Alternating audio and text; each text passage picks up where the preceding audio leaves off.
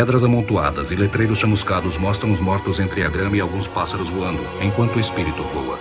Esta é a vida em Paris.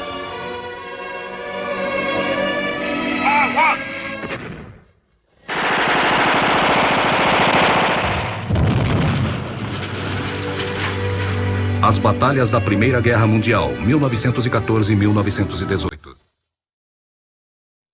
Episódio 8. Retribuição, França, 1917-1918. Primeiro ato. Um inferno chamado Passchendaele.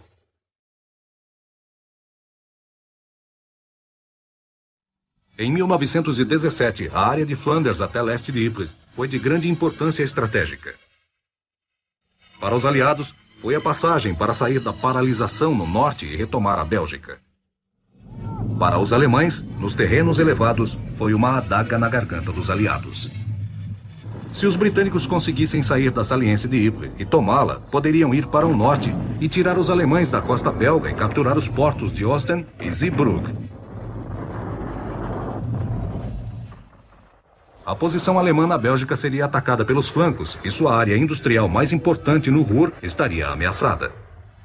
Além do mais, U-boats operavam em Zeebrugge com grande sucesso e o almirantado estava cada vez mais pessimista sobre o que aconteceria no Canal da Mancha se os portos belgas não se fechassem ao inimigo.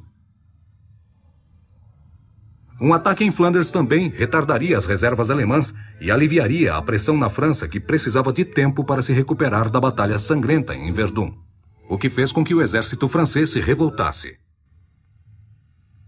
O plano era ir de Ypres ao norte e leste numa operação conjunta com um navio atracado na costa da Bélgica, em Nieuwpoort. Ele queria capturar os terrenos elevados em Passchendaele, que era a chave para toda a área. Os alemães sabiam bem da importância estratégica de Flanders. Foi por isso que Ypres foi a parte mais fortificada da fronteira. A segurança britânica era muito ruim, e os alemães sabiam tudo sobre a batalha iminente e tomaram medidas defensivas adiantadas. 4 dias antes da batalha começar, os alemães fizeram uma retirada estratégica do fronte de volta para a cordilheira de Passchendaele. Isso deixou uma área pantanosa entre a sua nova linha de frente e os ingleses.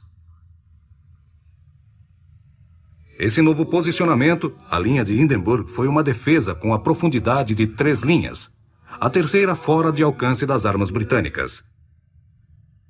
Entre essas linhas havia arame farpado, casamatas de concreto e metralhadoras.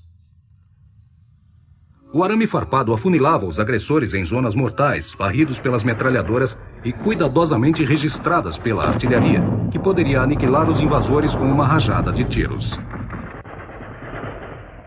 Eles também tinham uma nova arma secreta, o gás mostarda. Lançado pela artilharia, este era um líquido que causava irritação e queimaduras na pele se tocado. Ou um soldado tivesse a infelicidade de andar pela zona de evaporação, o efeito nos olhos era desastroso. Se inalado, podia causar edema pulmonar. Rey ordenou 2 semanas de bombardeamento preliminar, que foi tão duro que uma divisão alemã abandonou o fronte. Até ontem seguíamos uma escala de ataques, mas o comando resolveu intensificá-las e creio que vamos acabar com muitas trincheiras alemãs com nossa artilharia. Mas já ouvimos isso antes. Contudo, nos foi assegurado que isso vai acontecer mesmo. Infelizmente, a artilharia de contra-ataque alemão não foi afetada pelo bombardeio e a artilharia australiana sofreu muito e teve de ser exposta a campo aberto.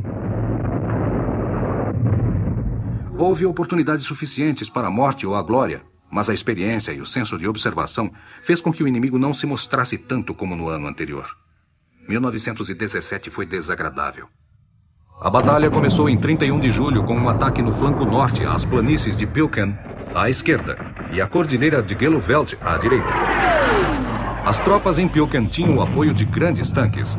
E esse ataque teve sucesso inicialmente, mas infelizmente o flanco direito foi atacado e falhou em seus objetivos na cordilheira de Gehloveld. Então, às 4 da tarde começou a chover. A chuva durou dias, fazendo com que os tanques não pudessem operar. Embora Reich tivesse inicialmente proposto uma batalha curta para penetrar nas linhas alemãs, agora isso era evidentemente impossível. Embora ele ainda insistisse em continuar a batalha. Ele então decidiu mudar o eixo do ataque do norte para o leste. E quando o tempo melhorasse, ordenaria o ataque na própria cordilheira. Reich também trocou o general Plumer para a próxima ofensiva. Plumer, um dos mais astutos generais ingleses, era um advogado ferrenho dos avanços em pequena escala, sob proteção de barragens rasteiras que impediriam os contra-ataques alemães.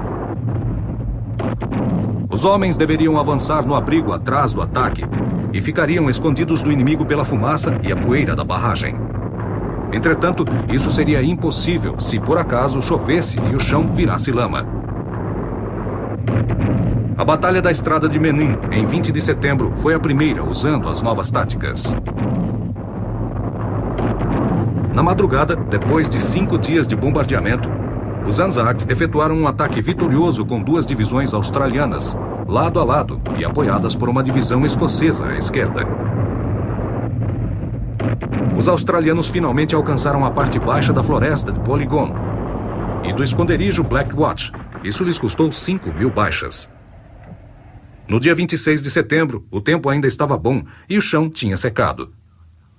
Neste dia, a barragem de Plumer funcionou bem e os Anzacs puderam avançar sob a cobertura da barragem como alguém escondido atrás de arbustos. A 4ª Divisão Australiana então tomou o restante da área da floresta Polygon, ou o que restou dela. Eles haviam então alcançado uma posição que os permitiria atacar a cordilheira principal de Broodsand. As tropas australianas foram bombardeadas com morteiros pelo inimigo nas suas trincheiras, e conforme atingiam o topo, se surpreenderam ao ver tropas alemãs que avançavam sob cobertura dos morteiros. Por coincidência, as tropas inimigas haviam começado um ataque no mesmo estilo ao mesmo tempo. Um ataque antiquado de baionetas pelos australianos fez com que os alemães recuassem. Entretanto, as metralhadoras alemãs causavam baixas e frustravam parte do ataque. O sargento Lewis McKee, armado apenas com um revólver, correu 45 metros sob fogo cruzado. Atirou nos soldados e capturou muitas armas. Eles então reorganizaram o avanço. Depois do ataque de baionetas, os alemães retiraram-se para suas trincheiras, onde eles e suas reservas foram atingidos pela barragem inglesa. A barragem entrava profundamente nas linhas alemãs e depois voltava para os australianos, que avançaram e posteriormente capturaram a cordilheira em 4 de outubro. Um dia escrito por Ludendorff como o Dia Negro Alemão. Quando os australianos alcançaram a cordilheira, eles conseguiram avistar a retaguarda dos alemães. O único obstáculo para o sucesso era a vila ocupada pelos alemães ao norte de Passchendaele. Esta excelente vitória justificou a técnica passo a passo do general Plumer. E só foi possível porque o tempo ficou seco o suficiente para fazer a lama secar. Mas agora tinha começado a chover novamente. Não foi torrencial, mas uma chuva fina persistente. Choveu continuamente. Tínhamos medo de nos afogar, tanto quanto tínhamos medo de sermos atingidos por bombas. Sem chance de ser ferido em Passchendaele, pois se acontecesse lá era morte. Se fosse ferido lá, corria o risco de afundar naquela lama. A lama era tão funda que, mesmo com a ajuda e a força de uns 100 homens, era impossível movimentar sem afundar os canhões. Eles atolavam e não tínhamos força para tirá-los. Reich, porém, encorajado pelas 3 vitórias, ignorou a chuva e decidiu fazer mais uma tentativa de romper a barreira alemã na cordilheira, advertindo a cavalaria para que estivesse pronta para uma surpresa. Ele ordenou aos Anzacs para tomarem Passchendaele no dia 9 de outubro, mesmo com um temporal, se isso acontecesse. Reich parecia não saber das condições horríveis no fronte, ou que o arame farpado ainda não havia sido cortado, e que os alemães tinham substituído seus soldados por tropas descansadas em suas casamatas relativamente secas. Os australianos atacaram e na floresta Augustus, perto de Chincot, o capitão Clarence Jeffreys organizou um grupo e atacou uma das casamatas, capturando 4 metralhadoras e fazendo 35 prisioneiros. Ele ainda liderou outro ataque na próxima fortificação, mas foi morto por uma metralhadora. Cada oficial do batalhão australiano foi morto ou ferido naquele dia. Incrivelmente, 20 homens realmente alcançaram os destroços da igreja de Passchendaele. Infelizmente, os britânicos à direita não conseguiram apoiá-los e os australianos foram forçados a voltarem ao lamaçal de sua linha de frente. Neste momento, a artilharia já estava quase sem munição e os projéteis estavam sendo enterrados na lama, não fazendo efeito, se perdendo em uma nuvem de fumaça e uma fonte de água. Mesmo assim, Haig entrava na batalha, mesmo com chuva e o frio. No dia 12 de outubro, ele ordenou outro ataque. Falhou completamente, com os homens esforçando-se para avançar com lama pela altura dos joelhos e com seus rifles e metralhadoras emperrados. Os únicos objetos sólidos nesse lamaçal interminável eram as casamatas de concreto alemãs com suas metralhadoras.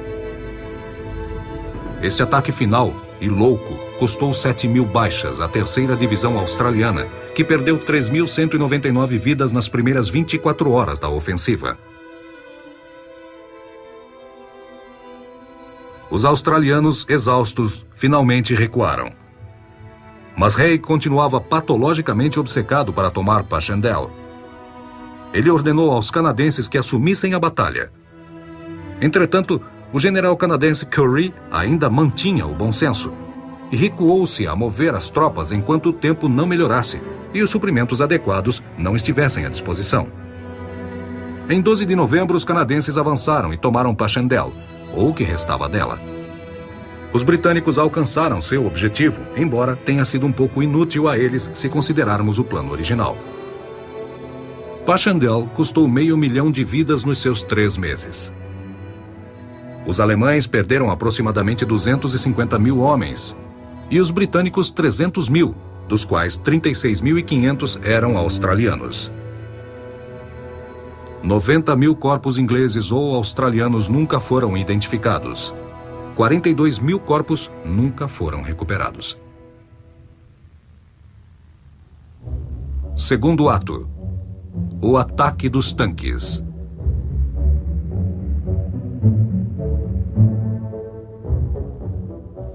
Apesar de sua moral e força terem sido expostas quase ao ponto de um colapso na batalha em Ypres, a BEF efetuou mais uma ofensiva em 1917. No dia 20 de novembro, em Cambrai, os britânicos concentraram seus tanques. Pela primeira vez, eles foram organizados para um ataque em massa, ao invés de ataques em pequenos grupos pelo fronte com o apoio da infantaria local.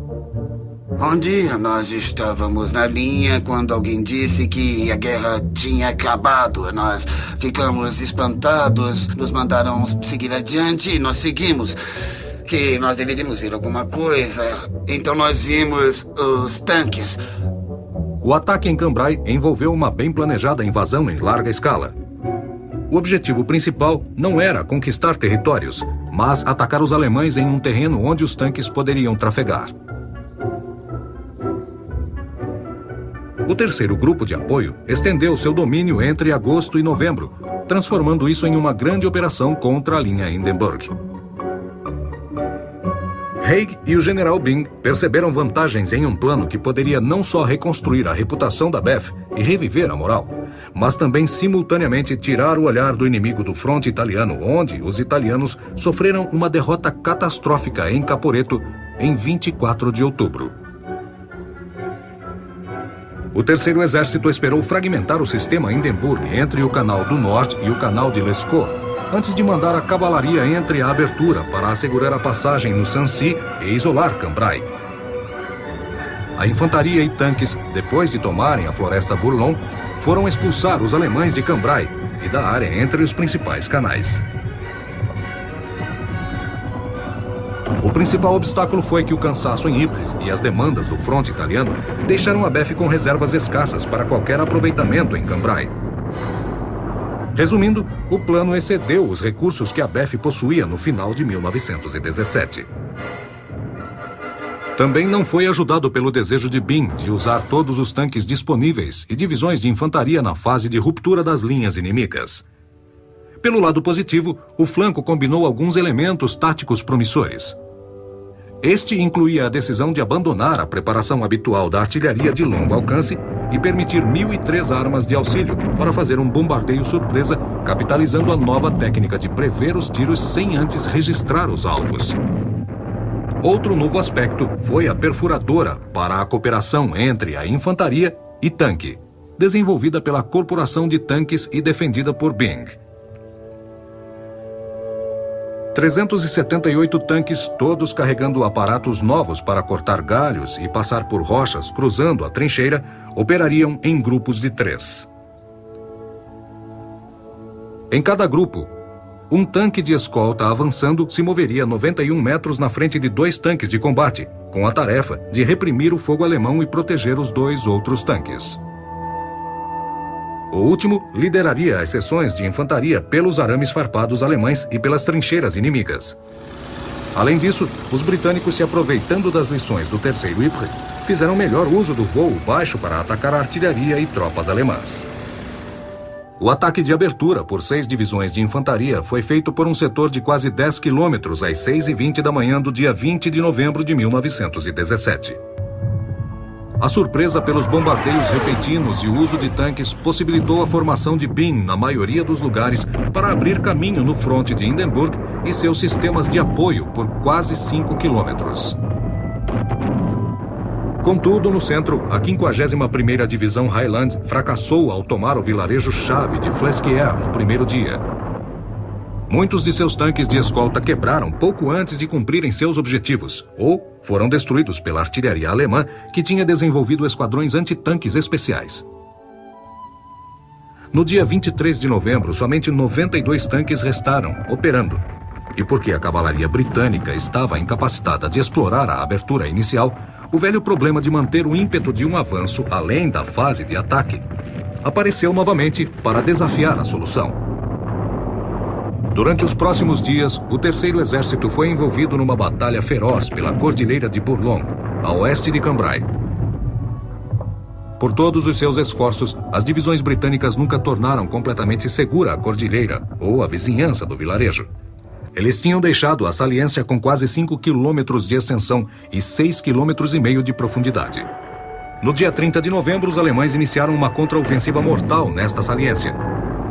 O contra-ataque alemão incluiu a formação de tropas de ataque, forçando as forças britânicas a se alinharem em um fronte em Flesquières, entregando a maior parte dos terrenos conquistados. Em 5 de dezembro, o combate tinha acabado. As baixas em Cambrai totalizaram mais de 40.000 de cada lado. Mas o aspecto mais significativo da batalha foi que os 2 lados obtiveram sucesso com táticas que, no final, apareceram oferecer uma saída para a estagnação.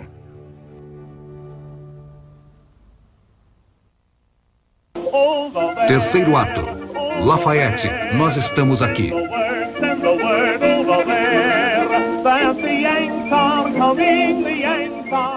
Em 1917, na Europa, toda ela estava à beira da falência.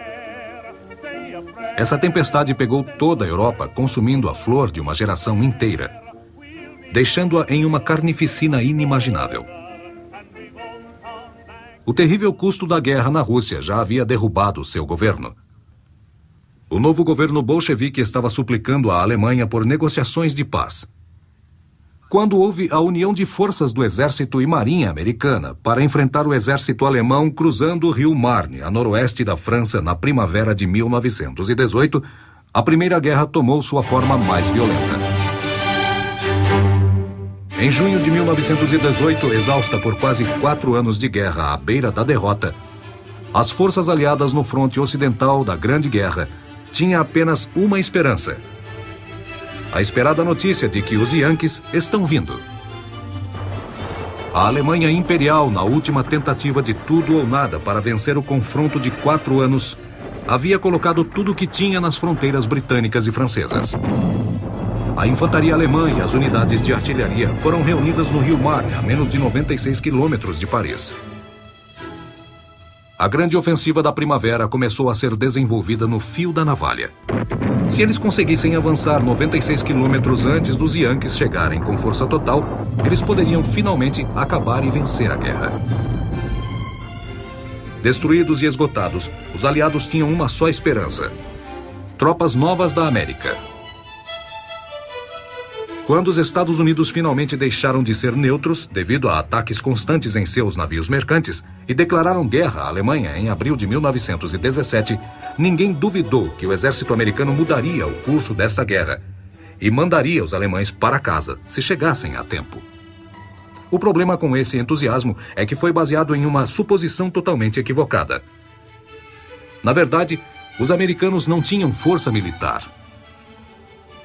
Em abril de 1916, os Estados Unidos eram tão despreparados para a guerra como qualquer nação na história. Era o 17º país em tamanho no mundo sem experiência em operações em larga escala. Desde Appomattox, 52 anos antes, e não possuía nenhum equipamento moderno mais pesado que metralhadoras médias. Em junho de 1917, o comandante americano das forças expedicionárias chegou à França. O exército americano tinha menos que 135 mil tropas. A marinha americana, poucos milhares de homens. Essas tropas não eram organizadas ou treinadas para combate e não tinham os suprimentos mais básicos. Quando a guerra foi declarada, o exército se empenhou para achar armas suficientes até mesmo para o treinamento de seus recrutas. Uma vez que os Estados Unidos declararam guerra à Alemanha, uma grande onda de patriotismo levou milhares de homens para os escritórios de recrutamento do Exército, da Marinha e dos fuzileiros navais. No verão de 1917, o Ministério da Guerra conseguiu juntar homens e materiais suficientes para enviar à divisão de guerra na França, a chamada Força Expedicionária Americana, sob o comando do general de divisão John Pershing. Quando os Dog Boys do exército e os fuzileiros navais chegaram na França, eles tinham que se unir em divisões de combate. Os jovens Yankees eram impetuosos e atirados e queriam mostrar serviço, e a chance para isso estava chegando. Quarto ato. Precisamos derrotar as forças ocidentais.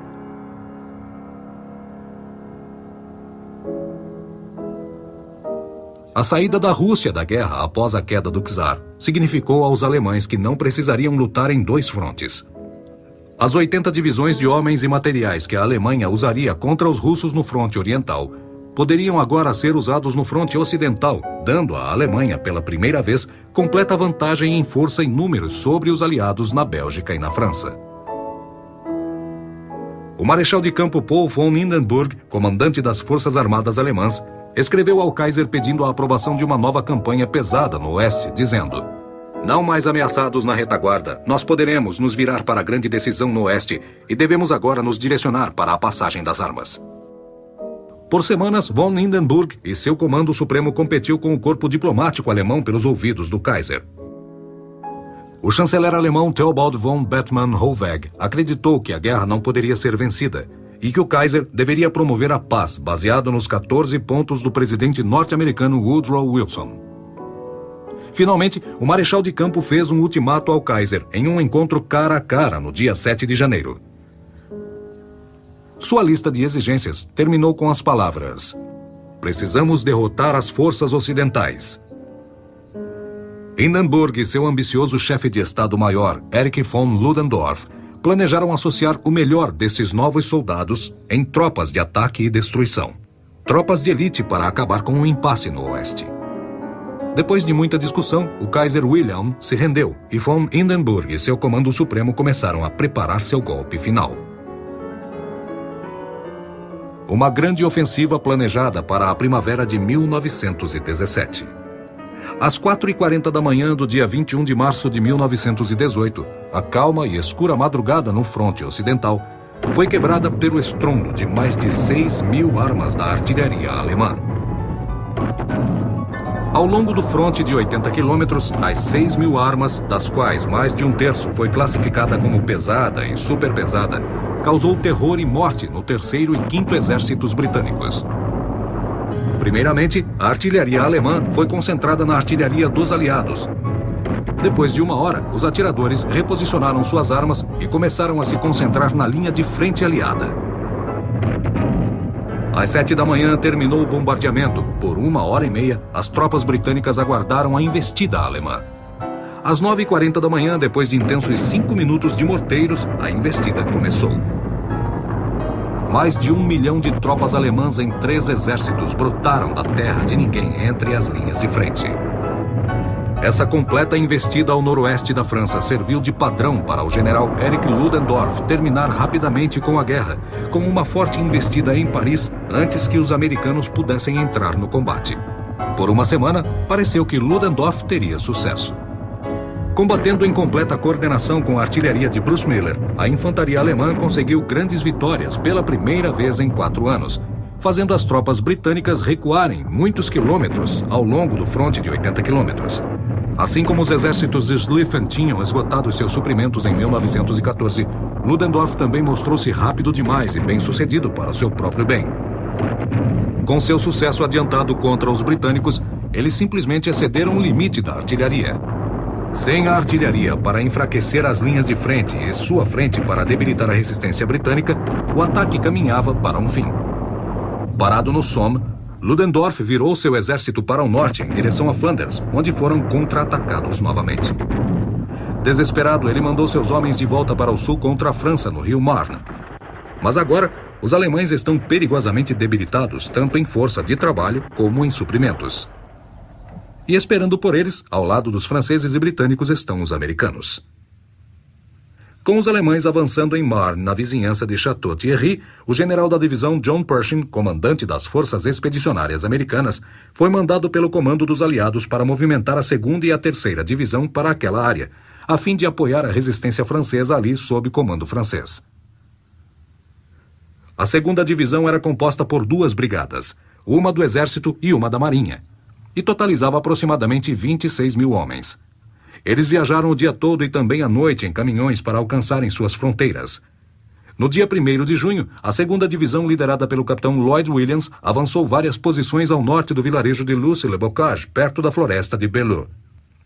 Quando seus comandantes franceses avisaram que eles estavam muito distantes e deveriam recuar, o capitão Williams respondeu: "Recuar o quê? Acabamos de chegar." Os fuzileiros navais formaram uma linha com Lucy-le-Bocage até o centro. A 2ª divisão do 5º Batalhão seguiu para o lado oeste da linha. O 6º Batalhão foi para leste. Nos dias 2 e 3 de junho, enquanto o 5º Batalhão dos Fuzileiros esporadicamente trocavam fogo com a força alemã, a 237ª Divisão Alemã ocupou a floresta de Belleau. A floresta Belleau foi uma reserva particular de caça perto de Château. Era uma floresta densa com uma pequena vegetação rasteira. Suas árvores, com um pouco mais de 15 centímetros de diâmetro, eram tão juntas que a visibilidade era limitada.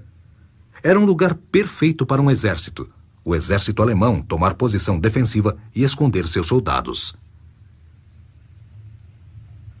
No dia 4 de junho, os alemães atacaram o flanco esquerdo das linhas americanas desde a floresta de Belleau ao norte, atraindo os fuzileiros navais do 2º e 5º Batalhões para os arredores da fazenda Le Mars.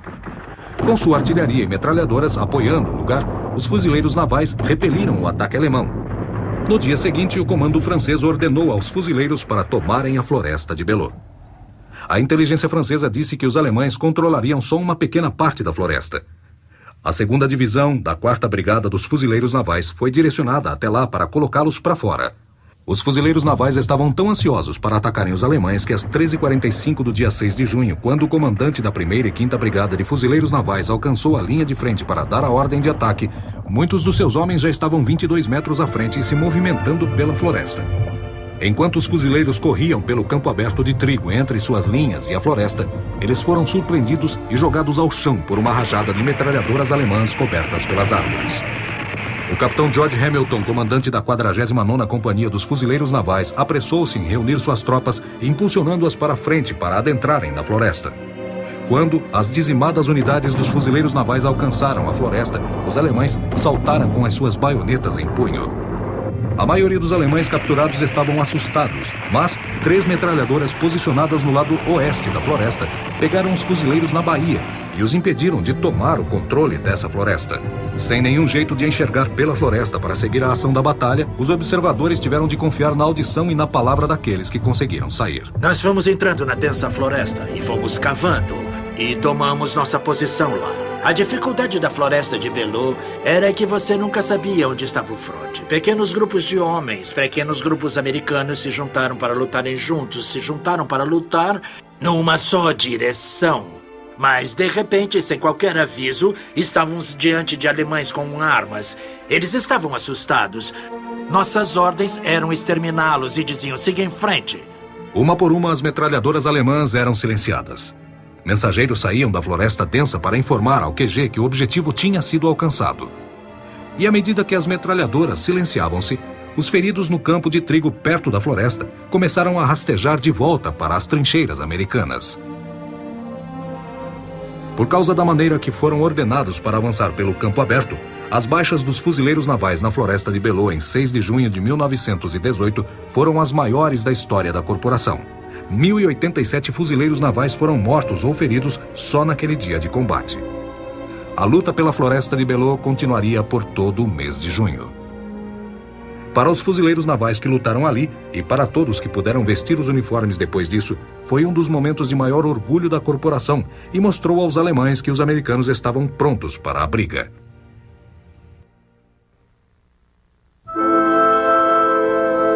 Quinto ato. Queda de Hohenzollern.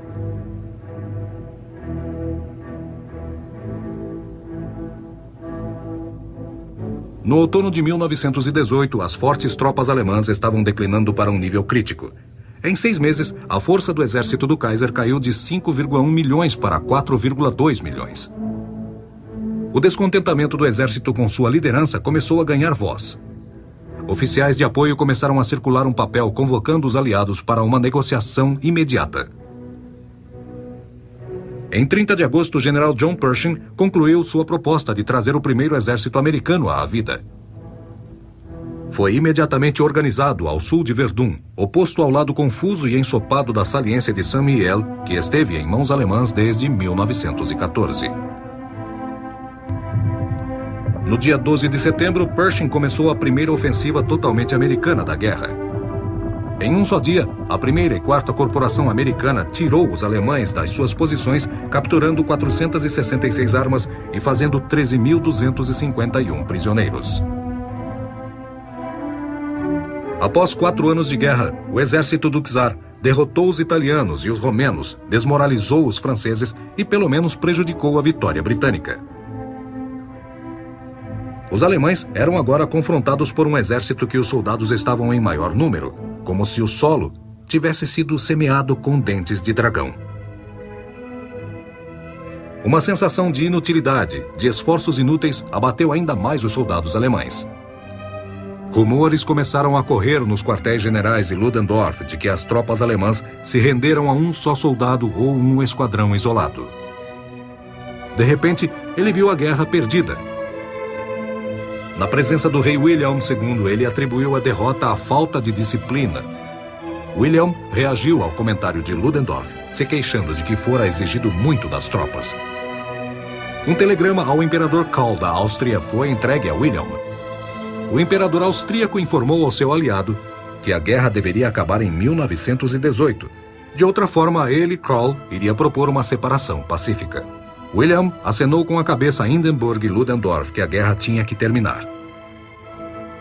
O ministro das Relações Exteriores, Hintz, declarou que queria a paz baseada na declaração dos 14 pontos do presidente Wilson, esperando que isso fosse prevenir uma revolução na Alemanha.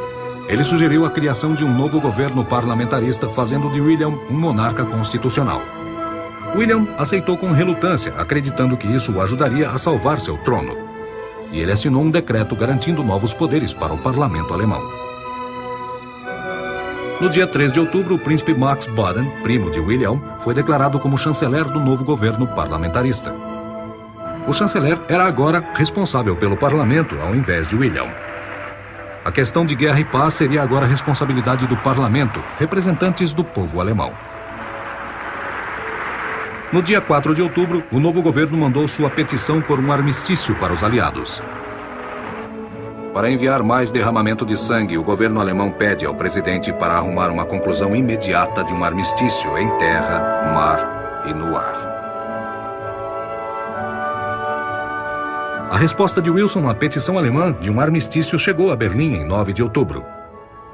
Wilson perguntou se o novo governo representava o Império Alemão e se eles estavam preparados para aceitar os seus 14 pontos incondicionalmente. Agora, Ludendorff e Hindenburg tinham parado de apoiar uma decisão negociada e estavam se distanciando de qualquer decisão comprometedora ou de se render às exigências dos aliados.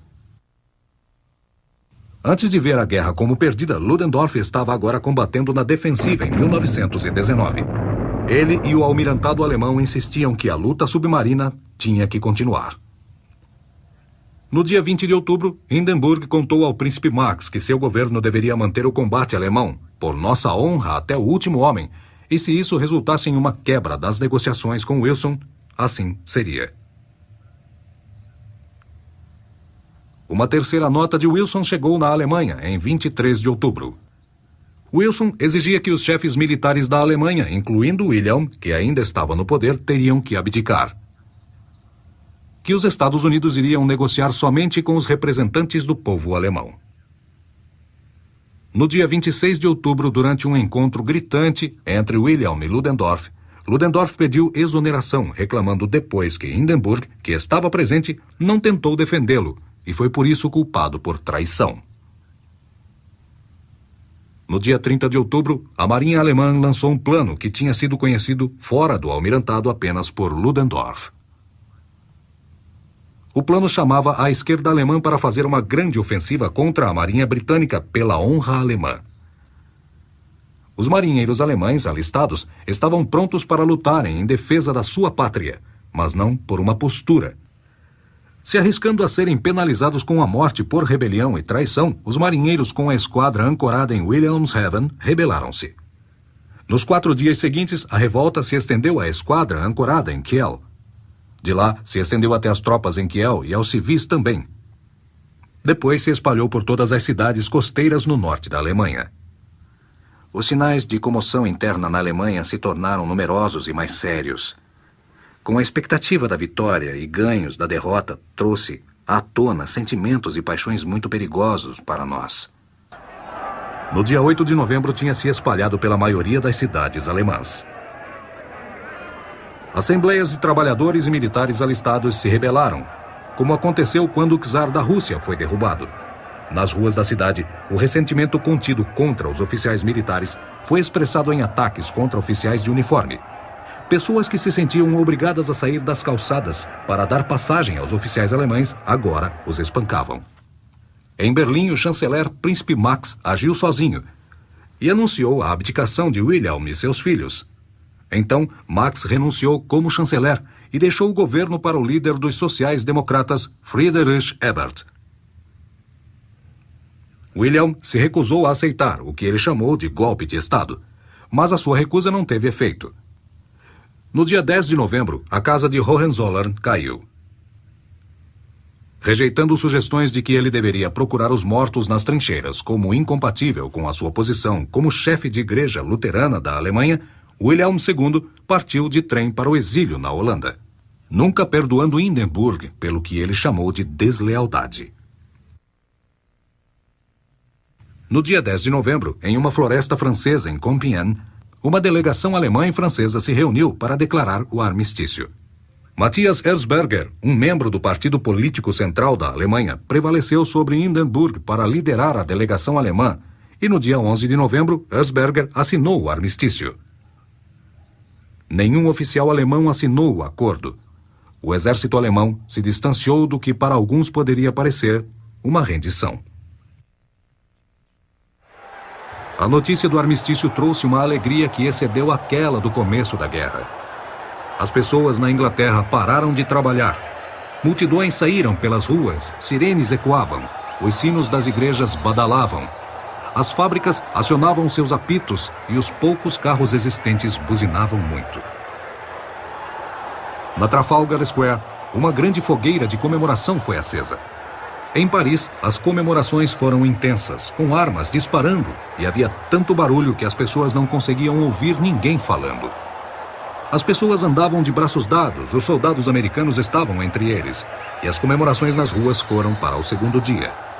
As notícias do armistício chegaram a Nova York às 3 da manhã, e imediatamente os sinos das igrejas começaram a tocar. Após o amanhecer, as pessoas desfilavam alegres nas ruas.